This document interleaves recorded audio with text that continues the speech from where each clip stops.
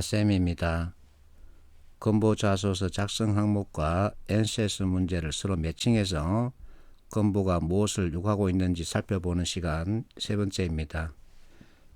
자, 자소서 작성 항목 전체를 펼쳐놓고 다시 스토리를 만들면 새로운 환경 들어가서 낯선 사람과 만났을 때 어떤 문제가 발생하죠. 그러면 이와 같은 문제를 맡아서 수행한다, 처리한다 얘기죠. 그래서 자, 이와 같은 전체 줄기를 만들어서 내용을 구성하는 게 좋습니다. 이번에는 두 번째 항목이죠. 문제가 발생했다 그러죠. 낯선 환경에서 낯선 사람과 만나서 의기투합해서 일을 하기로 했는데 문제가 눈앞에 드러난 겁니다.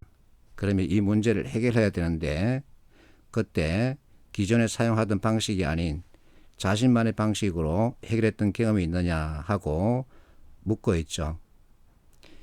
자, NCS 조직 이해 능력 편에서 문제 해결 관련 프로세스를 이렇게 제시하고 있습니다. 자, 문제가 나타났습니다. 그러면 원인을 분석해야 되죠. 그러고 나서 솔루션, 대안을 개발해야 되는데 자, 이 문제 해결을 위한 대안이 조직 내부에 있을 경우 그러면 이 대안 가지고 그대로 문제 해결하기에 시도하면 되겠죠. 그런데 조직 내부에 있는 기존 대안으로 해결이 어려운 경우는 이제 새로운 대안을 개발해야 합니다. 이와 같은 상황에 대한 이해 그리고 문제 해결 능력, 상황 대응 이와 같은 능력을 살펴보고자 이 작성 항목이 만들어진 거죠. 자, 그러면 조직 내부에 대안이 있느냐 없느냐, 조직 내부에 이와 같은 문제를 해결해 줄 대안이 있느냐 없느냐, 신입사원이 되고자 하는 여러분들이 그것을 판단하는 것은 너무나 어려운 겁니다. 기존 직원도 그거 못합니다. 만약에 누구나 대안을 개발할 능력이 있다면 드라마에서 보듯이 그렇게 울고불고 할 이유가 전혀 없습니다. 자, 그러면 무엇을 봐야 하느냐 하면 NCS 워크북이 이와 같은 상황에 대해서 이와 같은 사례를 제시하고 있습니다. 자, 어떤 문제가 있었는데 이 문제를 해결하기 위한 대책회의를 열었습니다. 그런데 설계부서에서는 이렇고 영업부서에서는 이렇고 서비스 부서에서는 이렇고 설계부서에서는 이렇다 하면서 자기 부서만의 불만 또는 전체 문제를 제기하는 이와 같은 수준에 그치고 있다는 겁니다. 즉 문제 해결을 위한 방안을 각자 내놓지 못하고 있다. 이 상황을 말하는 겁니다. 그러면 이와 같은 상황에서는 어떻게 접근해야 할까? 자, 우리가 비즈니스 시스템을 공부하는 이유가 여기에 있습니다. 이처럼 조직 내부의 각 부서 또는 여러분들이 팀 프로젝트를 한다면 각 팀원들이 이 문제에 대해서 해결 방안을 제시하지 못하고 있을 때 어떻게 접근해야 하나. 그래서 비즈니스 시스템에 대한 이해가 있어야 합니다. 비즈니스 시스템은 제품을 개발하겠다는 생각 단계에서부터 판매 후의 서비스에 이르는 전체 프로세스에 대한 이해입니다. 그러면 이제 여러분들이 팀 프로젝트를 하고 있다는 가정에서 작업 A, B, C가 있고 이게 따라서 이제 과제가 만들어지고 또 담당이 만들어지겠죠. 여기에서 문제가 발생한 겁니다. 그러면 자, 그 팀 프로젝트 시작에서부터 마지막 과정 그 단계에 이르는 세부 단계별 내용을 프로세스 과정에 따라서 살펴보자는 겁니다. 이게 바로 NCS 직업기초능력이 요구하고 있는 일 스킬입니다. 건보가 이것을 보여달라는 거죠. 실제 여러분들이 기업 분석을 하거나 직무 분석을 할 때는 이것부터 먼저 하는 겁니다. 그런데 이것을 하지 않기 때문에 자소서가 어려운 거죠. 그리고 문제 해결은 why, what, how, if 이 관점이어야 합니다. 자, 한국전력 자소서가 그대로 보여주고 있죠. 문제와 그 원인 그리고 개선 방안을 기술해 달라고 그러죠. 문제가 있습니다. 그러면 그 원인을 분석해야 되겠죠. 그 원인에 따른 솔루션을 갖다가 개발하고 이 솔루션을 실제 적용하는 겁니다. 그러면 우리가 얻는 떡이 생기는 거죠. 이 떡을 언급해 줘야 합니다. 자, 실제 서울교통공사가 2019년 상반기에 이 문제를 그대로 출제했습니다. 자, 어떤 문제가 발생했답니다. 그래서 해결하기 위한 회의를 개최했는데, 자, 영업 판매 담당 임원, 상품 기획 담당 임원 문제를 제기하고 있죠. 앞에서 봤던 이 상황과 같은 상황입니다. 자, 이와 같은 상황에서 이 문제를 해결하기 위해서 어떻게 접근해야 되느냐. 자, 다음과 같은 해결 방안을 제시했답니다. A. 근본적인 원인 규명, 이것이 급선무다. 정확하게 짚었죠. 문제가 있으면 원인을 찾아야 합니다. 자, 판매량에 급격한 변화가 생겼다는 것은 기획, 생산, 유통, 판매, 서비스 중 어딘가에 문제가 있음을 의미한다. 그래서 프로세스별로 다 뒤져보자는 얘기죠. 자, 이것이 무엇을 뜻할까요? 비즈니스 시스템 또는 밸류체인이죠. 이렇게 문제 출제되고 있습니다. 그래서 비즈니스 시스템 같은 뜻입니다. 밸류체인, 이것에 대한 이해가 먼저 있어야 하는 거죠. 그리고 이번 항목에 여러분들이 또 마찬가지입니다. 욕심을 내서는 안 됩니다. 앞 시간에 얘기했듯이 생각, 행동, 결과입니다. 그 중에서 행동 위주로 내용을 구성해야 합니다. 자, 생각은 누구나 할 수 있습니다. 그러나 행동은 엄청 어렵죠. 박지성과 김연아 엑스레이 사진, 발이 흉측합니다. 그것이 바로 그만큼 노력했다는 증표죠. 그래서 자소서 보면 대개 노력 또는 행동 위주로 내용을 구성해 달라 그러죠. 자, 역량 이론에 따르면 우수한 역량과 부족한 역량 이렇게 대비시켜 놓고 우수한 역량 소유자는 자기 주도적으로 행동하고 자발적으로 행동한다. 그러면서 PDCA 사이클을 제시하고 있습니다. PDCA 사이클은 플랜, 계획하고 do, 실행하고 체크, 검증하고 그 검증에 따라서 다시 잘한 거 못한 거 반영한다. 그 얘기입니다. 그래서 여러분들이 이와 같은 자기 경험을 들려줄 때는 꼭 PDCA 사이클을 사용해 보십시오. 그러면 통과될 확률이 아주 높아집니다. 이렇게 해서 보여주면 이제 이 학생은, 이 사람은 스스로 성과를 창출할 수 있는 능력을 갖추고 있구나 하고 평가하는 거죠. 그리고 자신의 노력 또는 경험을 갖다가 제대로 표현하기 위해서는 이 세 가지를 꼭 넣어줘야 합니다.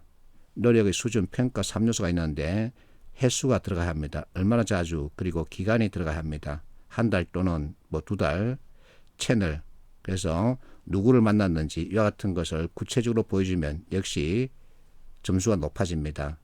그래서 노력 그 과정에 대한 구체적인 언급이 꼭 필요한 거죠.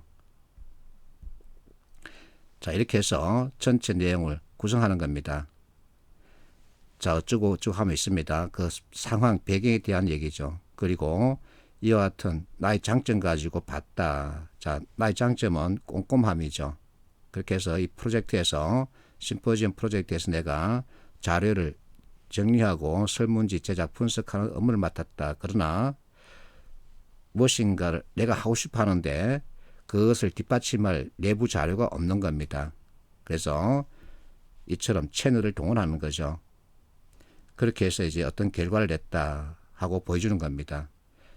여기서 주의할 점은 만약에 과한 욕심으로 내가 새로이 해결 방안을 만들어서 그 직면한 문제를 해결했다 그러면 거의 홍길동에 가까운 겁니다. 그리고 욕심을 더 내면 돈키호테로 가는 겁니다. 그래서 과거 경험 가운데 이와 같은 것과 연결할 수 있는 것을 골라서 내용을 잘 구성하는 겁니다. 특히 문제 해결 방안 개발보다 접근 방식에 대한 내용 구성으로 전개하는 게 좋습니다. 그렇게 해서 마지막에 칭찬을 받았다. 시스템적 접근, 프로세스적 접근이 왜 중요한지 알게 됐다. 이와 같은 방향으로 내용을 전개해도 충분히 어필할 수 있습니다. 조직 예편에서 다루고 있는 문제 해결 관련 문제 유형입니다. 자꾸만 프로세스 관점에서 내용을 구성하고 있죠. 자, 답은 4번입니다. 여기서 의향 탐색이란 단어는 조사와 같은 뜻입니다. 그래서 선택 단계가 아니라 확인 단계입니다.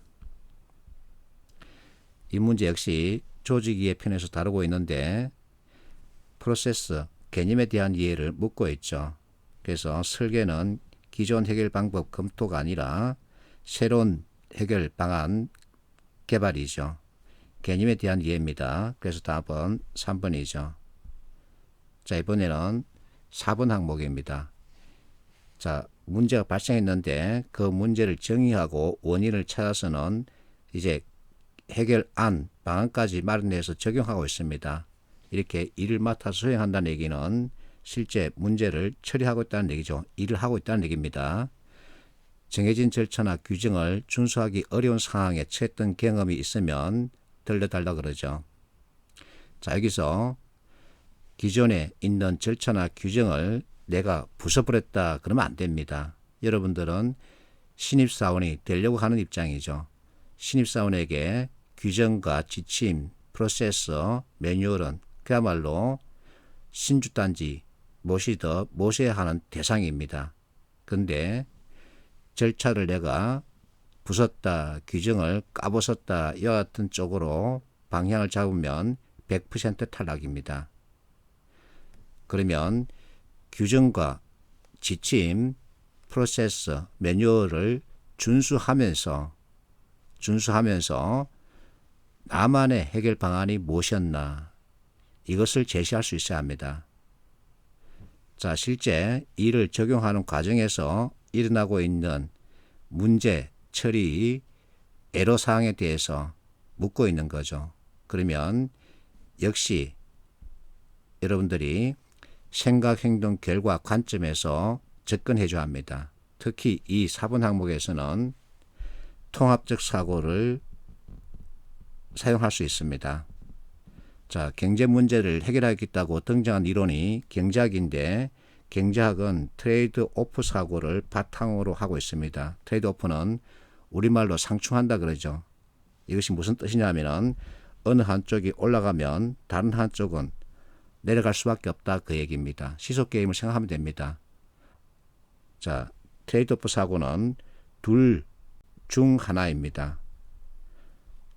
두 개 중에서 하나를 선택할 수밖에 없다는 얘기죠. 근데 최근에 와서 등장한 사고력이 통합적 사고입니다. 이것은 둘 모두를 좋게 하는 방식입니다.